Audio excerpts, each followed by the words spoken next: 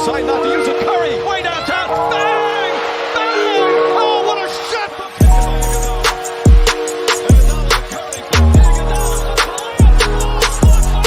Artest looking, gets it to Bryant. Bryant dribbling, has to put it up for the buzzer. Banks it! Oh! He banks it!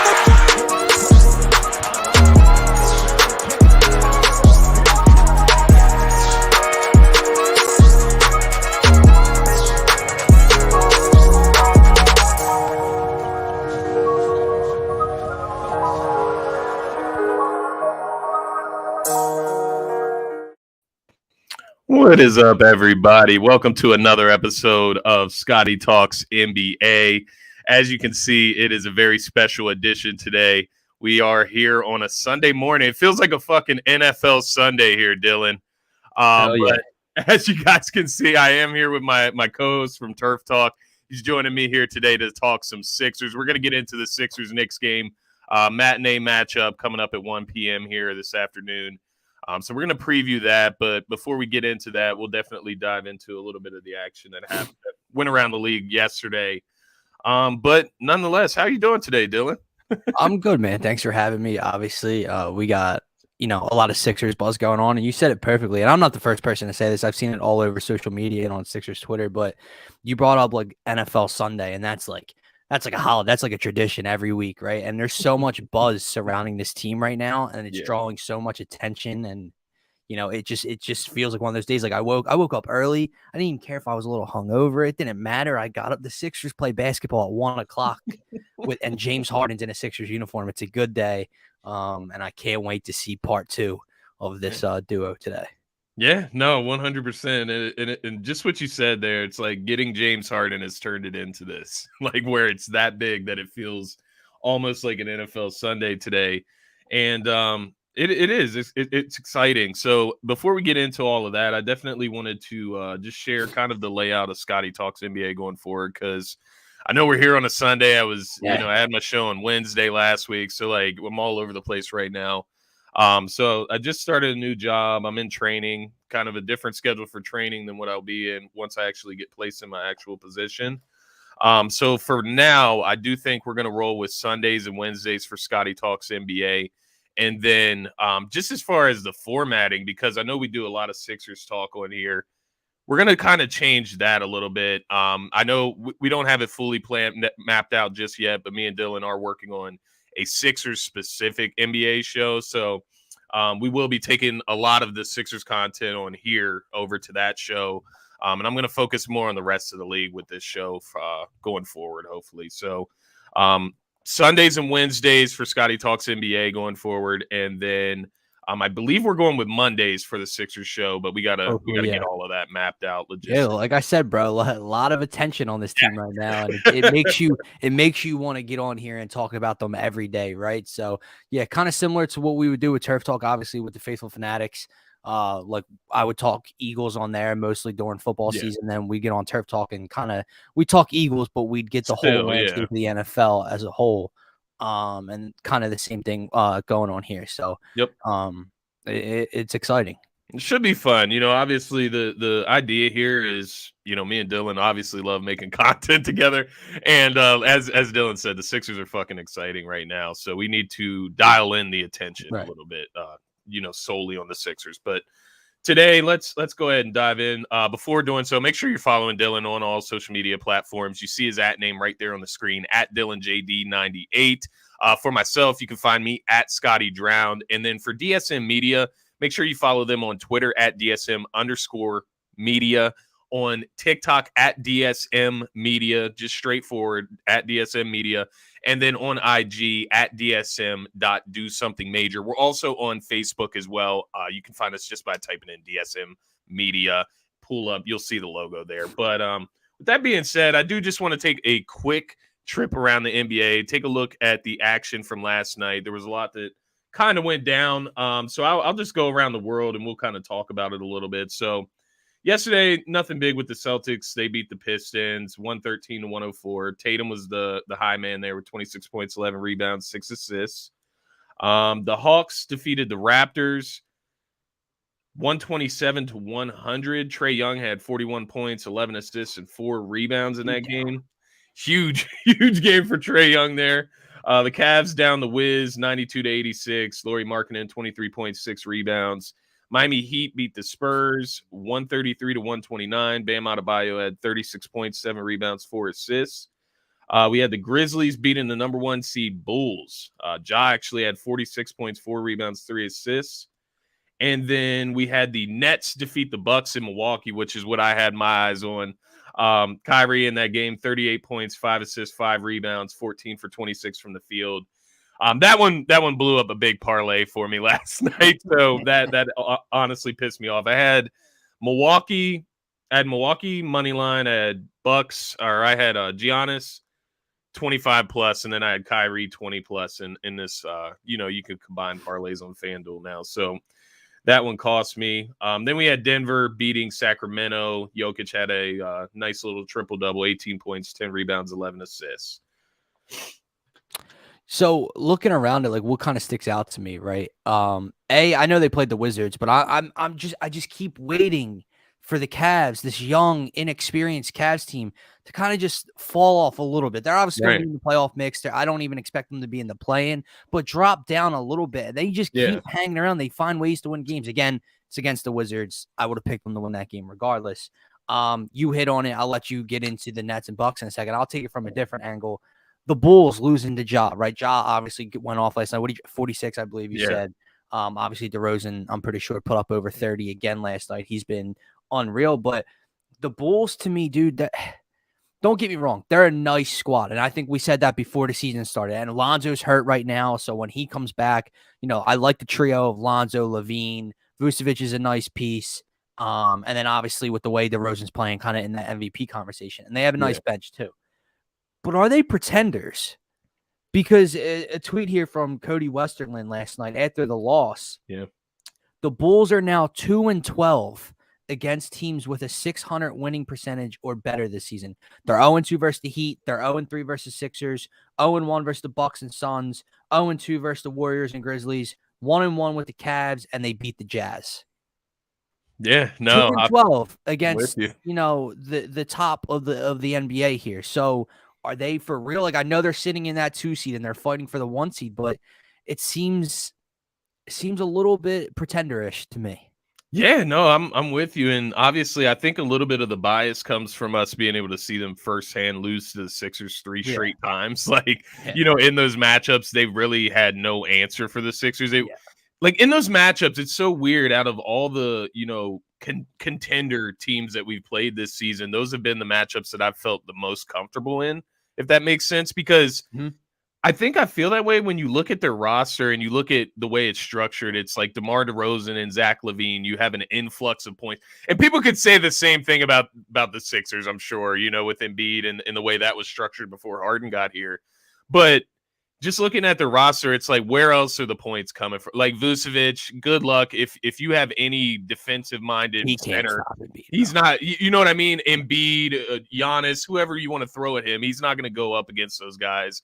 And then you look at DeMar DeRozan, it's like, yeah, he's going to give you 30, and Levine might give you 20, 25, and then what else? Right. Where else? And maybe this is recency bias from not seeing Lonzo, but even then, we beat them with Lonzo. Right. Well, Lonzo's not going to give you more than 15 a night. 15, right? 16 point per game scorer. He does bring defense, but yeah, I'm with you. And it was funny because I brought it up last week when I was talking about like my top 10 teams in the league, and that was one of my points with Chicago. Is I didn't actually have the numbers, so thank you for the numbers from that tweet, but yeah, they have not looked good against and I think that might translate to playoff time, because that's the thing about the NBA, dude. Like in the NFL, obviously with the March Madness tournament, in the MLB even at times, the better team might not always win. In the NBA, in cases it happens. Like, I still firmly believe the Sixers were a better team last year than the Hawks. They lost to the Hawks somehow.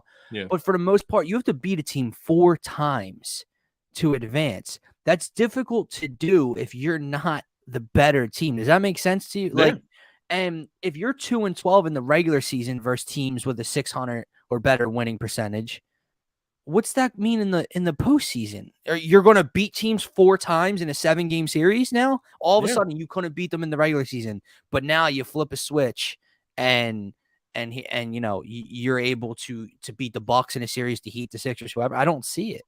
And why do we just assume that like they get Caruso, they get Lonzo Ball back? Well, Like it's like we're under with Alex Caruso. We're like under this optimistic assumption that they're going to come back and just fit right in, and everything's going to be back to normal. You know what I mean? Like, I don't know. I get it. Like they're a nice team, bro. They're a nice team. You know what I mean? I think it almost sounds negative the way we're talking about them because they're people have been hyping them up so much. Like, there's teams that have been around. There's teams with experience playing together that I just look at that have a totally better chance. You know what I mean?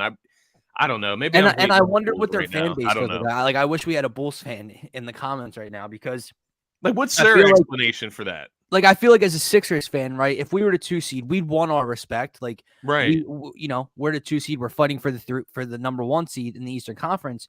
But at the same time, in previous years, like, we've been hyped up when the Sixers string together 6 wins in a row versus teams.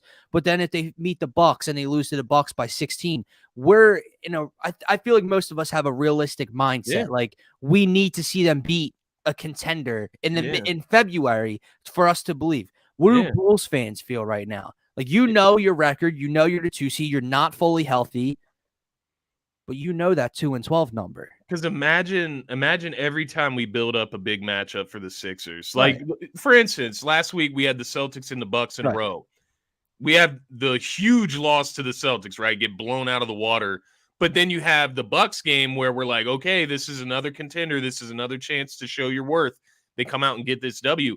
Imagine if they just lost every one of those games, what we would be saying. You know what I mean? That's stuff that sticks in your head. We'd be excited. We'd want our respect because, we are the 2 seed. But, in the back of your mind, you don't have enough firepower to beat the upper echelon of the league. Exactly. So if you're Chicago fans right now, you look at that 2-12 number and you're like, this.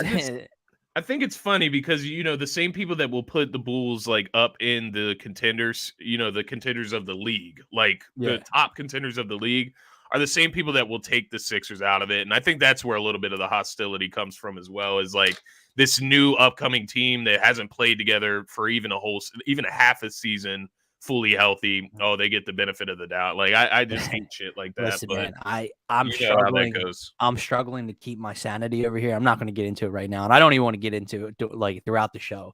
But listening to national media, I said this to you before. After the trade was made, I feel like I'm fucking insane. Like, I feel that. Like, the same people, I feel that the Sixers didn't have enough before.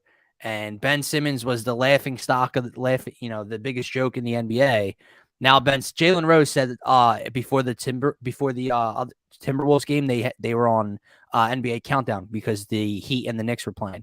Jalen Rose said that Ben Simmons is the key to coming out of the East for the entire Eastern Conference. He's the key to coming out of the East for Brooklyn.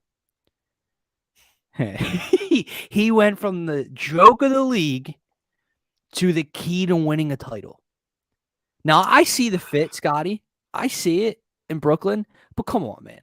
And we'll get down to that because that's other around the NBA news, and we can get to the Bucks and Nets now because now he's got a back injury to set him back. So, yeah.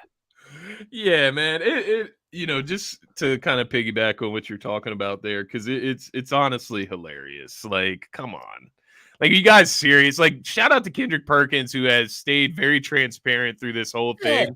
He's like the only sensible NBA guy that I can listen to right now because he's the only one keeping it real. Right.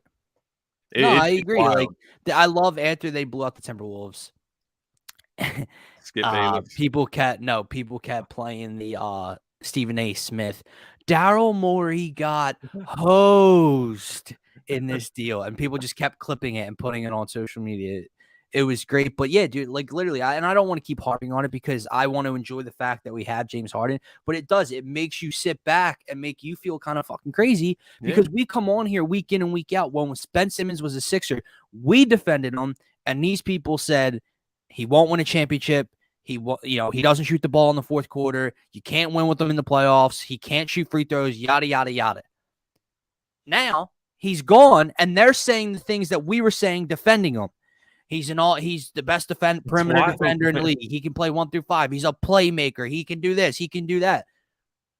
It makes me feel fucking crazy. It's delusional, man. I'm with you because it's just insane. It's like all of a sudden his intangibles and like the things we used to harp on, it's like all of a sudden those are what is most valued. Because when we talked about them, we were told defense. Yeah, when we talked about them and tried to defend them, we were told that stuff doesn't matter. He won't shoot the basketball. He needs to develop a jumper. He needs to knock down his free throws.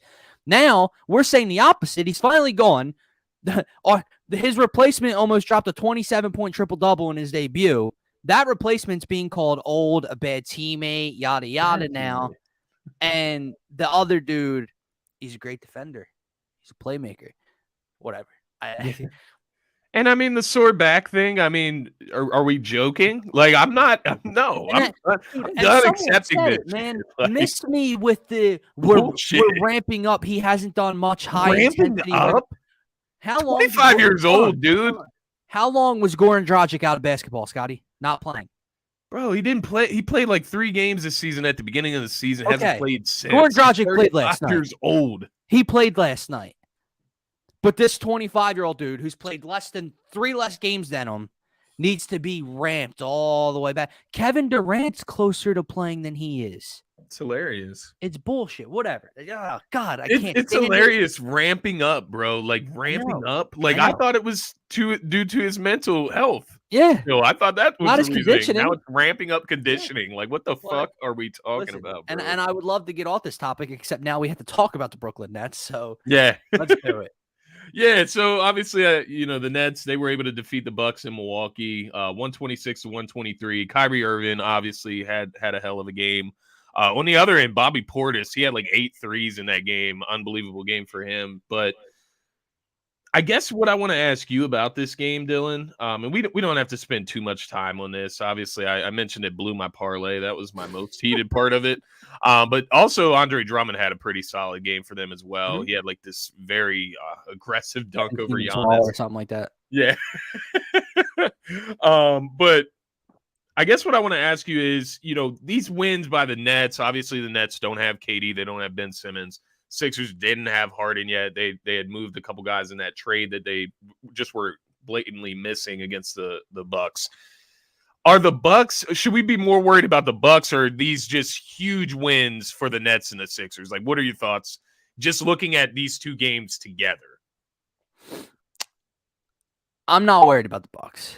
I'm really not. I think they're probably the best team in the East still. Like, Don't get me wrong. Do I think like that our Sixers can beat them? Do I think that the Nets can beat them when they're fully healthy? Yeah. But until I see that in a series, right now I'd have to say Milwaukee's the most well put together team, right? They lose that game. They lost by 3 last night. It's a great win for the Nets, but that does not deter me from being high on the Bucks. But they're nice wins for both teams, right? For when you bring up the Sixers, and we'll get to that game in a couple minutes, but for it to gel that quickly. Yeah. So for it to look that beautiful in a blowout win night 1 was highly impressive to me. And then the Nets, it's a great win. Kyrie shows you what he can do on a basketball floor still. Seth Curry had a nice game shooting wise. Andre Drummond, like you said, right?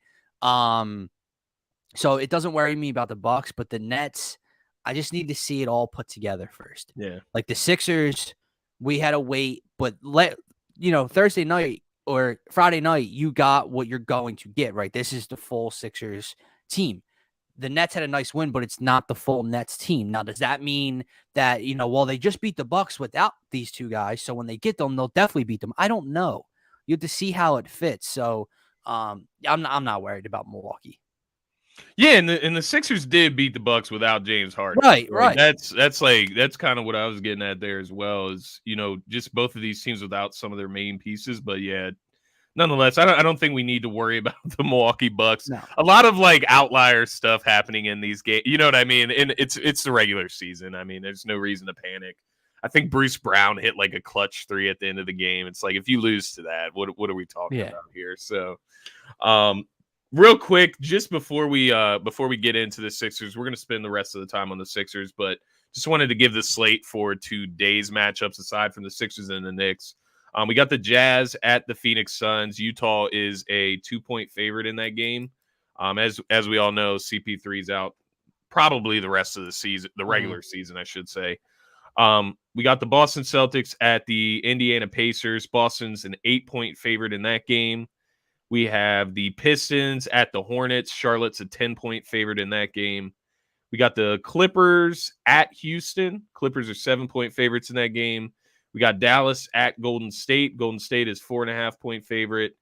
Denver at Portland. Denver is 8-point favorite. And then we finish off the night with New Orleans at the LA Lakers. Lakers are a 1-point favorite against the Pelicans.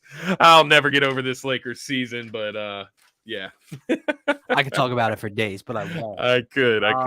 Just looking at it, it's never going to happen. But if I had to pick, I like literally all of the favorites today. Yeah, I'm with you. There's not a game that's obviously the Jazz and Suns is a great game. Seems like a great game, but the loss of CP3 and the Jazz, if I'm correct, seem pretty healthy right now. I'm pretty sure. Conley, Bogdanovich, Mitchell, Gobert, they're all playing, so I think the Jazz will win today. The Celtics, I think, will take care of the Pacers. Clippers will take care of the Rockets. The Rockets, I don't know. They're a sneaky team, dude. They could find a way to win at home today. Who the hell knows? Charlotte, I like over Detroit. Dallas, Golden State's obviously a nice matchup. It's interesting. I saw Clay is a game-time decision, so could depend on him, but I do like Golden State to win there. The Blazers are a dumpster fire. I like the Nuggets. And then, I mean, I guess the only upset I'll take is New Orleans. And you're damn right, I'll throw that jab at the Lakers. I mean, New Orleans with CJ McCollum, I mean, they haven't looked bad. They're working themselves into the play-in scenario, so we'll see. But yeah, I'm with you. I took honestly, I took a parlay today, and I believe I took a lot of the covers as well. So I do think a lot of these favorites are going to cover. Like if I have to pick, right? If I had to put money on it, those are the teams I would pick. Right. You just know I probably wouldn't parlay all of them because there's going to be a snag in the line somewhere. Yeah, no, I didn't parlay all of them. I think I just had the Boston. I had Utah in there just because Phoenix is beat up. I do like Utah today, yeah. For some reason, that Clippers-Rockets game's grabbing my eye. Did not do that one. I do have I have Dallas covering in the Golden State game. So that was the one. That was like the one, I guess, upset that I would go with, but not. I know Tim Hardaway Jr. is out. We'll see, but I think I didn't put much on it. Honestly, maybe like $5, but there you go. Okay, let's get into some Sixers talk, my man. That's what it's all about. That's what we love talking about, of course. First things first, I definitely want to recap the Sixers T-Wolves game really quick. Just get takeaways. Obviously, we've hinted at some of the takeaways throughout the show. Before we get into that, just checking in with a couple of our guys. We got Don checking in. Thanks for checking in, Don. Hey, Harden in the Garden. I like that. Part of me thinks it could be a huge day for Harden today, but I feel like I'm feeling that every game. So, sir, it's on ABC. I like it. We got trending in the AM checking in. Sixers win by 12. I like it. They're going to cover the spread. We got Abe, as you said. How we feeling? I'm feeling great, Abe, to be honest. I'm electric right now. How could you not be? Like I'm feeling like Friday night went as good as it possibly could.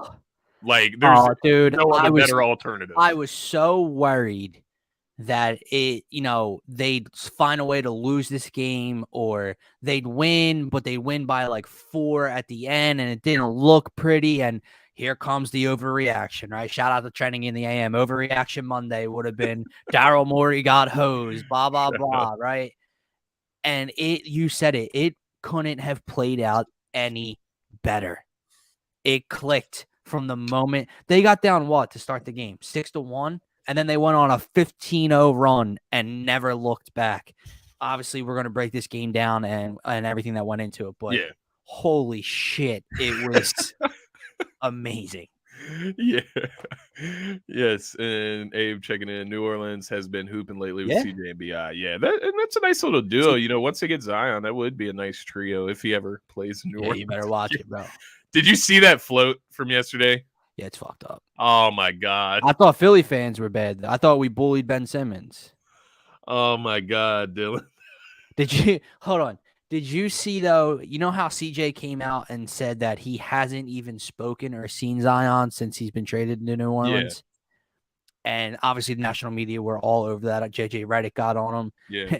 And you just see Zion put up an Instagram story like the next game of a screenshot. He goes, "My guys," or whatever. Bro, get the fuck out of here. It was like Jackson Hayes and like Willie Hernandez or some Like, shit. really? No, you haven't said a peep all year. You get bullied on national TV for a day, and now you're putting up Instagram pictures. And you had to give some credibility to the reports because it's JJ Redick. Like, he went to Duke. He's not going to sit here and throw his Duke brother under the bus. Like, one of the best players to ever play at Duke. You know what I mean? So I'm pretty sure CJ said it on a podcast, I think, right? Yeah, he did. It was like it's his podcast. I think okay. it's called like the Pull Up or something. But he was talking about how he hadn't spoke to Zion. But then after the JJ conversation, CJ said that he had talked to Zion since then. So we will see. Okay. Oh my God! Happy Sunday! Happy Sunday! Yes, happy Sunday, Terry. How'd you like that? I don't know if we've seen Terry since the Rams won the Super Bowl. She popped in for half a second on the one show where I think we were having comment issues. None of them were having comment issues. Damn. She popped in for like half a second. R.I.P. to your Niners, Terry. But you a Sixers fan or you a Bay fan? You out in Golden State? Trey Lance era begins, huh? Yeah. We'll see. Nonetheless, let's talk about this Sixers T-Wolves game. We had a 133-102 win from the Sixers. God damn. Just gonna give us a quick overview of stats, and then we'll talk about takeaways from the actual game. Mm-hmm. Harden debut, obviously, 27 points, 12 assists, 8 rebounds, 7 for 12 from the field, 5 for 7 from 3. Only 12 shots and 12 shots from the ball hog, selfish, washed up ass Harden. You know what I mean? I love, bro. The one tweet, it might have been like Worldwide Wob or whatever that posted it right after the trade was made. It was like Tyrese Maxey, I'm open. And then it was like James Harden or whatever. Yeah. First game, 12 assists, Tyrese Maxey, 28 points. Kiss my effing ass. How about that? And bro, I've never seen the Sixers team smile so hard in a game. The cancer's gone. Embiid, 34 points, 10 rebounds, 3 assists, 10 for 18 from the field, 3 for 5 from the 3-point line. I mean, Embiid has to feel like he's dreaming right now. Like, he this even said spacing. It. Yeah, Scott, I guess we can start there, right? There's a ton to talk about. We can talk about, Harden's performance in its own, scoring, getting others involved. 100%. But if you just look at the floor, when have you seen a Joel Embiid Sixers team with so much space? He goes out, he gives you a light 34, bro. He says after the game, it was the most open he's ever been at times. And I think, credit to Tyrone Johnson. He pointed it out a couple times on Twitter throughout the game. It's like Embiid, I remember he got one pick and pop and he was open, bro, from the elbow, like open. Yeah. And he swung and he froze. I think he was just so confused of how wide open he was. It happened like 3 or 4 times in the game where he's like, is this real life? And then obviously his post-game comments about, like I said, it's the most open he's been in his career. It's effing amazing. Yeah. You see Maxey getting open on the wing in transition, able to use that speed. That's big, dude. That is everything, because the one play sticks out to me when he's on the wing and Harden feeds it to him and he's able to just kind of catch and beeline right to the rack in one motion, right? In the half court. And he's able to use that speed and get to the bucket. And wow, we sat here and we talked about how this trade and the James Harden acquisition would improve and help Tobias Harris. And it's still very, it still could. And I think it will. But what I saw out of Tyrese Maxey with this core Oh my God. And to your point, just because Abe said something about Tobias here in the chat as well, and bringing up Tobias, like obviously we're not going to sit here and harp on him, off of first No. game with James He Harden. shot the three. That's what I liked. He didn't have a good shooting night. He only had 6 points, but he shot the three and played pretty damn good defense on Cat for most of the game. What I was gonna say, just as far as looking at Maxey and Tobias Harris, you can look at them in the same lane almost, just the way Maxey was being used in that game. Tobias just needs to do the similar things. Like obviously he was making the right choice in pulling up those threes, but whenever you have the hard closeouts, just pump fake and drive to the rack, get downhill. That's what Tobias is good at, and I think he'll start to fill that out, and that will sort of become his game, because.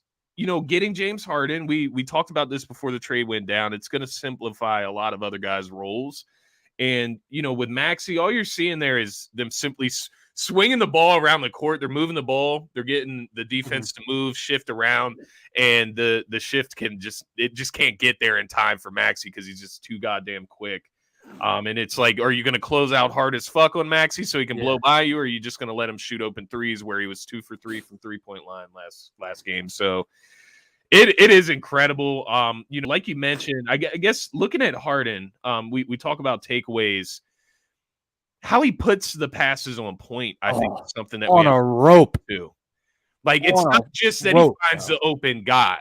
Yeah. He finds the open guy and puts them in stride, puts them in rhythm. Like it's not this, this great pass out of a double team that is, you catch over here, or Ben Simmons on the run and like throws it, catch it in the corner like this. No, these passes are coming right in their hands, like just like a football, when you're throwing to your receiver. So it's amazing. Obviously, the two that stick out to me, and I think there's three that really, really stick out to me, and there was a couple mixed in that I'm obviously going to gloss over because you can't highlight 12 assists, while you're talking. But the first one, obviously, which I think we talked about through text, was when he just beat the Maxey in transition.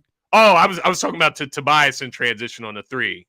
Oh, yeah. The other one, to Maxey, that was my next one, was the beeline to Maxey in transition, which was like a fucking Michael Vick. Yeah. And then he had like the 3/4 court, like, to Matisse. Down him. Yeah. That was the one I'm looking at. And that was like one of my takeaways from this game is like you said, we talked about Tobias and how this would make it easy for him. It would make it easy for Danny Green spotting up and whatever minutes he gets. Matisse and Maxey are going to benefit from this maybe the most. Matisse had a very nice game because they can get out in the break and just be athletic, be fast, and play their game. Like Matisse doesn't need to, put the ball on the floor and dribble. He just needs to get out and run like he did for the Australian national team. And I think, with James Harden, you can do that because he spaces the floor correctly, and you're going to get a lot of open looks for those guys. But it's exciting. What are some other takeaways from you, Dylan? I'm getting all rambled up. No, here, you're good. My mind goes in 100 different directions because damn near everything was perfect, right? So Harden, Embiid, and Maxey combined for 89 points on over 60% shooting from the field. Embiid 13 free throws. Harden gets to the line 9 times, hits 8 of them. Scotty, he hit 2 step back threes with a foul and converted 2 4-point plays in his debut. He had the corner 3 as the shot clock was expiring. He rebounded well, 8 boards in his debut, almost had a triple-double, like I said. Doc was damn near perfect, if not perfect. I know people were like, "Oh, what happened, Doc? I thought you said no bench unit." Dude, they were up by like 28 late in the third quarter. Like, he ran it out there for 2 minutes to get guys rest. People hit panic mode. He staggered them perfectly. I loved. He's kind of still got Joe on the same rotation, right? Joe starts the game. He comes out between that 2.5 to 3.5 minute mark in the first quarter, comes back around 7 or 6 minutes in the second quarter, plays the half, right? But Harden, he brings Harden out with one of the first 2 subs. Couple minutes go by. Harden's back in. Brings Harden out with like a minute left in the quarter. Harden starting the next quarter. Like I loved how he staggered him, Maxey, Embiid, and Harris. So Doc was perfect. Thibault, like you said, Thibault had a really good game. He took 3 threes, hit one of them, 11 points, 7 boards. Dude, he just looked more active, right? Yeah. Danny Green hit a couple threes. Niang only hit 1 3, but at least he was willing and able to shoot. Yeah. I'll tell you though, I can't help but focus on the one negative a little bit. Scotty, he can't play anymore. Who? He can't play anymore. I don't want to see it. I don't want to see it any more. You know who I'm talking about. Say his name. No. No. I won't. I think I know who you're talking about. I'll tell you. 2 points from the free throw line. That's what he gave you. We're talking about Korkmaz, right? We are. Okay, I refuse to say his name for the rest of the season. He can. I can look you in the eye right now, and I'm no Isaiah Joe stan, right? Yeah. Isaiah Joe's better than him. Isaiah Joe should get Furkan Korkmaz minutes. He hits the three more consistently. He hits the mid-range a little bit more consistently. They both hustle on defense. They're kind of the same type, same build. He's younger. Obviously, I know Cork gets up. He was, the Turkish whatever dunk contest winner, right? No, dude, he does so many things a night where I scratch my head and what the fuck is he doing, dude? I can't watch it anymore. There's no reason with this team that he should play. And it's like he has no limitations. Like there's no conscience. Like, my shot was way off in the last three. I'm just gonna pull this one, see if it's closer. Like, no, dude. Like, relax. Like, know your place. But I'm pretty sure he dribbled off his foot out of bounds last game, dude. Even going back to the Bucks game, they have him in. It's a 3-point game or 2-point game, whatever it is. They have him in. They try to force feed the inbound pass to him, and he steps out of bounds. Right? Every game, at least once a game, you see him at the top of the key, come around a high screen, get to the bucket with this weak-ass underhand right-hand layup that gets thrown 800 feet into the crowd, dude. Or it hits the bottom of the rim and doesn't even get up over it. I'm pretty sure he did something like that on Friday night. He hit he barely touched the corner. These like fake yams he tries to do.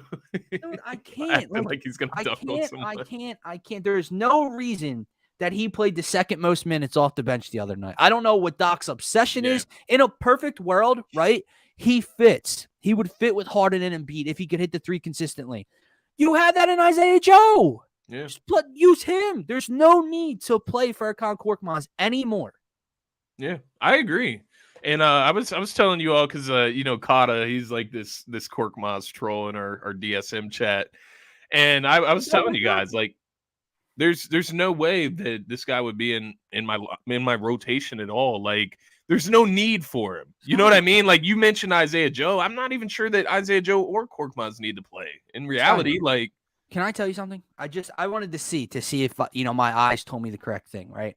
And I know this is a skewed stat, plus minus. It's not the end all be all statistics, right? But in a 32-point win, right? And this ain't like he played 3 minutes off the bench and in those 3 minutes they got killed. He played 16 minutes off the bench. He played the second most minutes off the bench unit. Here's the starting fives plus minus. Plus 25, plus 24, plus 35, plus 20, plus 25. Danny Green was a plus 17. Niang plus 6. Korkmaz was a minus 6 in a 32-point blowout win in 16 minutes. So you can't, it's not like he was, I'm saying he's a minus 6 and he only played a handful of minutes. And in that run, they got beat up a little bit. He played the second most bench minutes in the game. And he was a minus 6 in a 30-plus point win. He's horrible. I'm with you know what we said earlier? Yeah. I feel like I'm going fucking nuts when talking about the trade, right? I feel like I'm going nuts. Like, I see this. Everyone sees it. Doc still plays them 15-plus minutes a night. What is going on? There's part of me that is understood like the love of Cork. Like he has he has like these stands, these trolls that like support him. I get it. It's like this optimism around the potential of what he could be.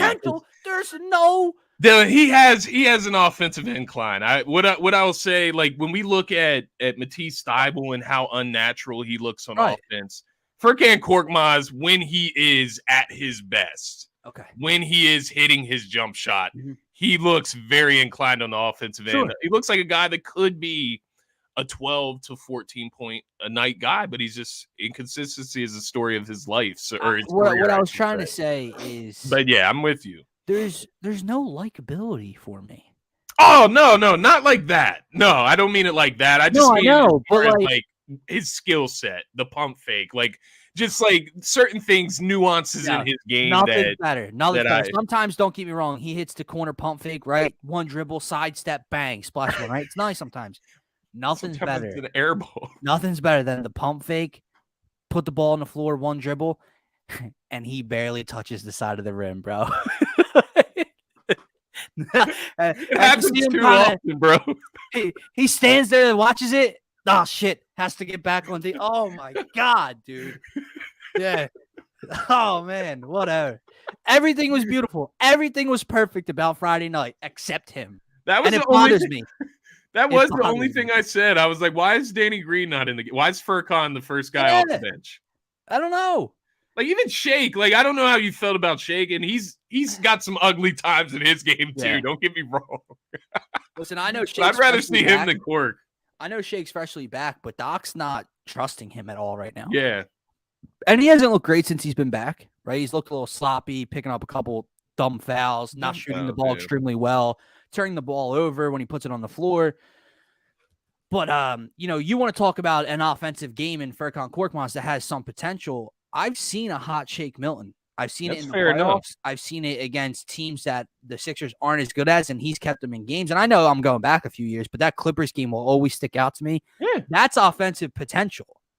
100%. That's a great point. He's a better ball handler than Cork. So I don't get that either. Like, I know he's coming off injury, so maybe Doc's easing him back into it. Yeah.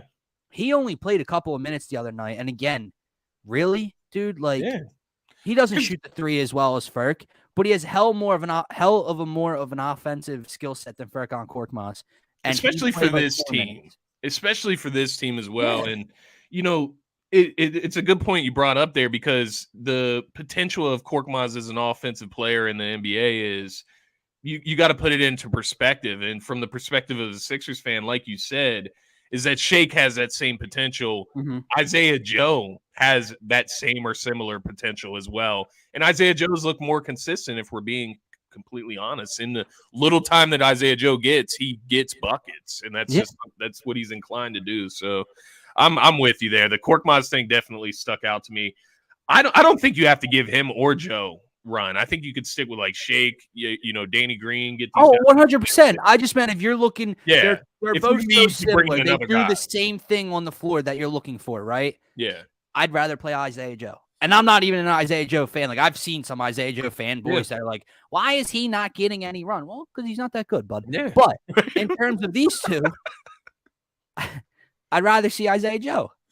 I feel that. And even in this in that game against the Timberwolves, he came in, I think he got like a 4-point play or something. So he hit at least 2 or 3 threes at the end of the game. So let me ask you one more thing. And again, it was day one, and he had only been around the team for like 2 days so far, right? But Willie Cauley-Stein got signed to the 10-day.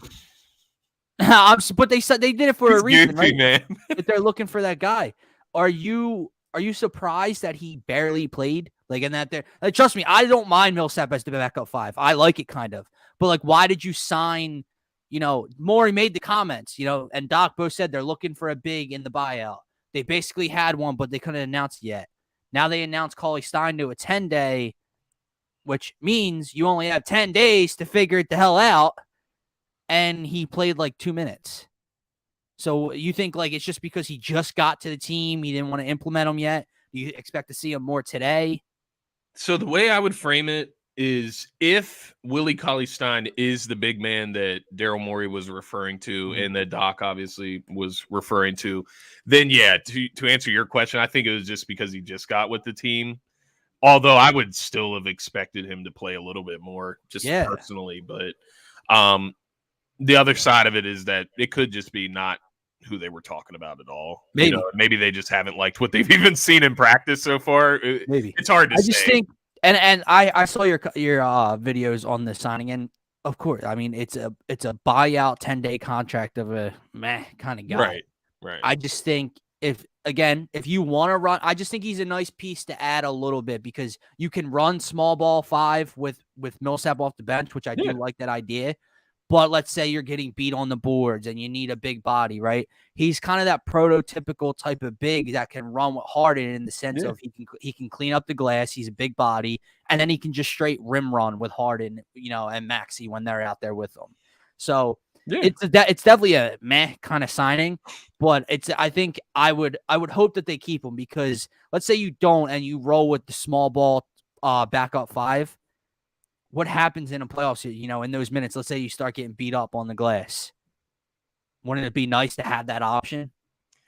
Yeah, it's not necessarily that I didn't want like another big man because no, I know. I don't know. I was hearing things about like Derek Favors, and then I guess that's where it goes. Like when you hear rumors of it possibly being Derek Favors, who I would have been ecstatic to get as a backup center to Joel Embiid, just because one, they're kind of similar, but 2, he's just he's well experienced. He's gotten a lot of playoff experience as well with Utah. But then you go to Willie Cauley-Stein, and it's kind of like, to me, it's like a project, and it's like a 28-year-old project. You know what I mean? So like that, I'm not down on it. I don't care if he gets signed or not. Like if he comes in and he impresses and he earns his spot, then so be it. I think, as far as that TikTok was referred to, because I had the only reason I'm like getting deep into it a little bit is just because there's people in the comments that were like, don't you think we needed a backup center? Don't you think? And I'm like, yes, like, don't get me wrong. Like it's not me saying that I want to roll with. But your expectations were a more exciting backup 5. Yeah. And you got hit with it. You didn't even get hit with the Sixers have signed Willie Cauley-Stein. You got hit with the 10-day. 10-day, bro. Like they're not even confident in him, bro. It's like, they're not even confident in the contract, right? To sign him for the rest of the season. But to answer, I see Abe here. I want Gary Harris in the buyout market. I would love that. Do you think that they should add a wing in the buyout market? Yes, that was kind of what I was getting at. Like, I would have preferred some wing depth to another big man. But with that being said, who's available, right? Like, I know Gary Harris sounds nice, but the way, we had Krell on the show last week, and the way he explained it to me is that his contract, he's owed so much on it that depending on what Orlando would ask him to swallow or sacrifice, why would he do that just to, get on a minuscule role on a contender team as a young guy? And by the way, isn't there's a date that it ends, right? That guys can be bought out. There's a certain period that ends, right? There is a buyout period. I want to say it's March 1st, but I don't hold me to that. I want to say it's March 1st. So I mean, we're about 2 days away. Let me just look it up really quick so we're not off. Because I was just thinking, like, I think they do, not that they need to add more, obviously, but I would like, and I don't necessarily think it's a wing. I just think I would love a 2 through 4 that can just get you a 2 or a 3 that can just get you a bucket. Yeah, man. Like, and can shoot the 3 league average and can just put the ball on the floor and give you a bucket off the bench. They don't have that right now. We talked about Shake Milton earlier. You're not going to have that. Now, the beautiful thing, Scotty, why we shouldn't have to worry about that, though, is if Doc sticks to his plan. If you're staggering 2 and 2 of Embiid, Harden, Harris, and Maxey, you don't have to worry too much about where you're getting offense off the bench, because if 1 or 2 of those guys are always on the floor, you have option A available. You know what I mean? No, I definitely agree with you. And, it's funny as you were describing it, the first thing I thought was like, oh, that's Tobias Harris. Yeah. Listen, something I just thought about too before we get to today's game, because I do want to get out of here within like 20 minutes. Yeah, I got you. With Harden, again, I'm not saying that just because they have Harden, there won't be any dry spells or cold streaks or whatever, but it just feels like the confidence level I have in him, how, he can either speed a game up or slow a game down if he wants to. I don't fear any. Remember those Sixers droughts in a fourth quarter where they'd go 6+ minutes without a field goal? Yeah. I don't see it happening, dude. I agree, man. Because he can do it any which way. He'll give it to you anyway. He can speed the game up and get out in transition. He'll slow it down and break you down off the dribble. And I'm not saying James Harden, even if he took every shot for 5 minutes, he couldn't go on a cold streak and go 1 of 7, right? But he's just so good, whether it's the ball's in his hands or he's opening up something for someone else. I don't see any more 4 or 5, 6 minute cold streaks down the stretch of a game where they blow a lead or they get blown out in a fourth quarter. I'm that confident in it, dude. The only way that would happen is a Doc Rivers malpractice. Right. That's the only way that I could see that happening, honestly, Dylan. So I tend to agree with you there. Definitely want to get to the Sixers Knicks preview. Like you said, we're going to get out of here within the next 10 minutes. As far as the NBA buyout market, just to clear that up, because I did find an article, it says here the buyout market period effectively ends on March 1st because that is the last day any bought out player can find a new club to be eligible to compete in the playoffs. Buyout market free agents differ from regular free agents who never signed with a team during or ahead of the regular season. So March 1st looks like the cutoff for the buyout market in that sense, which is wild. But... Tuesday? So yeah, I don't know if some magic's gonna happen. And the crazy thing is, I was watching that Bucks Nets game last night, and the Bucks went out. They signed Javon Carter and DeAndre Bembry, both of the guys the Nets cut. Which 3 and D, those are the guys I would have looked at in the buyout market. To be honest with you, I would have done it. But nonetheless, let's talk a little bit of this Sixers Knicks game. I'll give you a little bit of an overview for the matchup. Just looking at the Sixers and Knicks today, 1 p.m. Philadelphia is an 8-point favorite. The last time I was looking at the lines, no Derrick Rose today, no Kemba Walker for the rest of the season. That's a weird ass situation. The Knicks are coming off a loss to the Miami Heat. In that game, RJ Barrett, 46 points, 9 rebounds, 2 assists. I had to shout out my Duke guy. Playing some losing basketball there, but 46 points is always impressive. The Knicks are currently 12th in the Eastern Conference. They're sitting at 25 and 35. They're 2 and 8 in their last 10.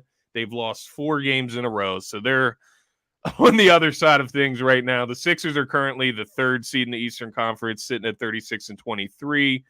They're 3 games back from the 1 seed. They're 6 and 4 in their last 10, and they've won 2 in a row. One last thing to notate for this game: the Sixers are 0-2 against the Knicks this season, so yeah, they have not been able to got gather. Blown out in the first matchup in the Garden. Yeah, it was embarrassing. But that won't happen today. No, Harden or no Harden, that wasn't going to happen today. The Knicks are in full scramble mode. Yeah. They still, oddly enough, now I have to check because I could be wrong here because they are on a big losing streak. But let me just see. Okay, well, I'm wrong there. I was thinking they were still technically in kind of the play-in tournament mix. It's not that they're not, but they're about 4 games out of the 10 seed. So it's been a weird year, man. You got the Hawks, who obviously went to the Eastern Conference Finals. They're struggling this year. The Knicks, who were the 4 seed, taking on the Hawks last year. They had a home series, are not even going to make the playoffs this year. So it's been very weird. But New York's in scramble mode. They're a disaster. Hearing Stephen A. Smith talk about them, it reminds me of me because of how worked up he gets, and even to a higher extent. And they are a disaster. Normally I'd expect the Garden to be buzzing today. Do you think it's going to be? I mean, I guess it could, just because it's Sunday matinee game, national television. The stars. If I lived in New York, I would go to this game. It's Philly, New York matchup. You have beat the Sixers twice this season. And it's Harden's I don't know how you would even call it a debut, but debut as a Sixer in the Garden. You know what I mean? He's making his rounds to opposing teams as a Sixer now. Exactly. But the Knicks, just an overview of this match, they don't scare me at all. They really, I don't think the Sixers will struggle with them that much today. Again, you never know, because if you are expecting growing pains and the fit to not look as beautiful as it did Friday night. Now, let me say something. Cover, yeah, what I'll say they will. Maybe at the end, maybe they win by 10 or 11. Scotty, don't let them look like they looked on Friday night. blow the doors off these. Dude, I won't be able to contain myself. I won't either. It's a Sunday, bro. like I the need to go first grab night, it's some like, beer, all right, literally, they look anyway. that good the first night. If they do something, I'm not saying a 30-plus point win, but if they look that impressive again, oh my. And then they get to come home to the same struggling Knicks team in his home debut. Oh, I'm not going to be able to control myself, dude. Good luck. Good luck, bro. No, I'm with you, and I actually do have the Sixers covering today. I just think the hype is too big right now, and the chemistry that we saw in that first game, I think it speaks a lot. You know what I mean, as far as what they can build here. Like that's what it looked like the first time they stepped on the court professionally. How about Embiid and Harden working out after the game? Working out after. Have I ever seen weird here? Have I ever seen Joel Embiid do that before? Never. I'm not saying he hasn't, but it's never been photographed and put on Twitter, I don't believe. Right. He's in the hallway lifting weights with James Harden after a 32-point win. Oh, you done fucked up. Shouldn't have paired these two together. And that's the thing, man.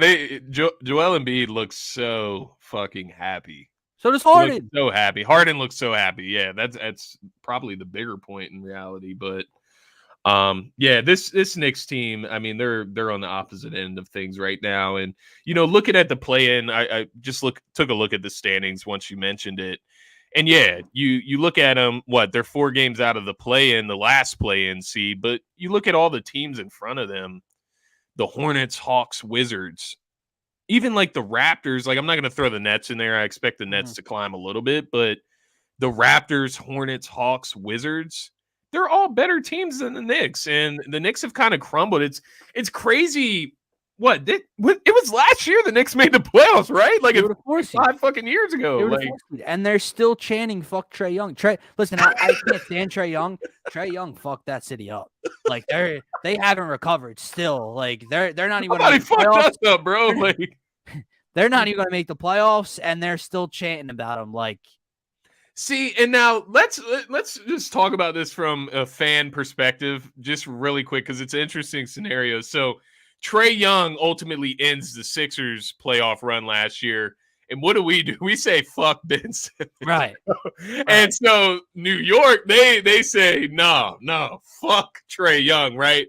So, like, in reality, New York should have been saying, fuck Julius Randle, because he played fucking horrible in the playoffs. And that play has actually continued into this season. You didn't see him in the All-Star game, did you? So it's actually amazing. And just looking at it from a fan perspective, you got to be a little bit more realistic with yourself as a fan, and hold your players accountable, which is what Philly fans try to do, and we get criticized for it. So just an interesting perspective there. What exactly are you looking for in this game specifically, from James Harden? From the chemistry wise of the Sixers, stuff like that. So the one thing I think he did really well on Friday night was balance the two, right? He scored 27, but he didn't dominate the ball. He got others involved. He had 12 assists. He only took, what did you say earlier? How many shots 12. did he take? 12 shots. That's it. He shot effectively from 3. I'm just kind of looking to see that, more of that, right? Like just gel, because I know that James Harden's capable of keeping the ball in his hands and taking over a game if we need him to, whenever, right? Yeah. But right now, early on, game 2 with your new team, let's see him, Embiid, Maxey, Tobias, keep everybody involved, and the offense is just going to come natural for him. This is the biggest thing, right? We're sitting here talking about how open Joel Embiid is and Tyrese Maxey and this spacing, right? When does James Harden normally see this type of spacing? Yeah. Like, I get it in Brooklyn when the 3 were healthy. I'm sure that spacing was ridiculous. But he's never had this big center, this weight that kind of just controls so much of the offense. And then the quick hit off the wing in Maxey. It's a different look. Yeah. Today, I'm just looking to see more of the same balance of getting others involved, take over if need be, but I know he's going to get his points. I know James Harden, I think, is going to drop 20 again, but I think he'll have over 8 assists, 9 assists again. So yeah, just continue to gel. And I'm with you on that as well, because looking at that, just something that stuck in my head as you were talking through that. Just looking at how Minnesota defended the Sixers, they were very confused on when they could even double team James Harden. double team Joel Embiid, like you really can't double team in either of them because there's going to be an open guy, and you have James Harden now who's going to find the open guy. You have Joel Embiid that can find the open guy out of double teams. So it is an interesting concept. I'm with you as far as just Harden really continuing to solidify his fit, find his role within the offense. Now that's not to say that he's some role player. We saw him be able to step out in that Minnesota game. It was like the perfect balance, I think. And not every game's going to be like that. We will see some games where it looks like Harden is scoring a little bit more, right? Like there's going to be games where he feels like he needs to take over the game, and rightfully so. We need that for Joel Embiid beside him, right? But just looking at him, in that Minnesota game, he picked his spots wisely. So like at the end of quarters, right? Like at the end of the first quarter, I think is when he hit the step back three and Right. one. It might have been at the end of the second quarter. Then at the end of the third quarter, he hits like 2 step back threes in Karl Anthony Towns' face in a row, right? Gets an and one on one of them. And so like just picking your spots, he picked them perfectly in that first game, but just continuing to do that. The other thing that I was going to point out, well, there's 2 other things that I was going to point out. Tobias Harris, you definitely want to find ways to get him involved in the offense, but it's something we talked about earlier. You don't want to force it. You don't want to, start to make things look unnatural, right? Right. Let Tobias Harris find his own spots. Let James Harden find Tobias Harris in rhythm. Build it that way. We don't need to dial up plays for Tobias Harris, 5 Agreed. plays for Tobias Harris to go pound the rock in the paint so he can get comfortable. None of that. Play within the game, keep the chemistry right, and we will find Tobias Harris's his fit. Like you said, he was willing to shoot the threes in that first game. That's the biggest thing, is being a willing shooter for him, because he can hit the three. Let's not kid ourselves. And then the other thing is just Doc, don't outsmart yourself. Stick with the staggering of keeping 2 Maxey, Harden, Embiid, and Tobias in the game at all times. And I think we're going to be fine the rest of the season. Like you said, those 4 to 6 minute scoring droughts, if you do that, we should not see that ever. James Harden or Joel Embiid can get a bucket at any fucking time. Let's be honest. So 100%. I'm with you there as well. Maxey's been great at it too. Maxey has found ways during slumps or before, a game gets out of reach. He finds a way to get a bucket. That kid, dude, he gets in the lane and he gets up in the air with that floater, but he's able to contort his body mid-air and change, his shot mid-air. He did something it's where weird, bro. That one you were talking about earlier where Harden is on the side of the wing and he just, flicks it down to Maxey really quick in the corner. Yeah. Maxey goes straight to the rack and he does the hand switch in the air thing. You know what I mean? Yes. I know exactly what you're talking about. It's fucking wild, but the kid is talented. Before we get out of here, I do have a parlay for you. Okay, definitely wanted to get into that before we get off here. It just seems too good to be true. I might switch one leg, and it's a guy we just talked about for a couple minutes. But I'm going Sixers money line. I like the spread. I don't want it to kill my parlay if they win by 6 or 7. Okay, so I'm going money line. Yeah, I'm going James Harden 20+. I'm going Joel Embiid 25+. You know what's great about James Harden now is Joel Embiid 35+ points isn't minus 700. Joel Embiid 25+ is minus 340 on FanDuel. Yeah, so very nice bad, add. Tyrese Maxey 2+ assists. James Harden, I'm staying away from his assists because I still think he'll have nice numbers, but 8+ assists is minus 1,000. It's not worth it, right? Yeah. James Harden 6+ rebounds is minus 2 something. So I threw that in there. And then this is the one. Tobias Harris over 1.5 made 3-pointers. Okay. He's going to get the looks. The question is, will he knock them down today? That's all he did in the last game, is hit 2 threes. That is a plus 876. That is nice. The Tobias threes and the James Harden rebounds. I mean, he should get that. He averages 8 rebounds. His points worry me a little bit too because he could have 18 points tonight. I don't know though.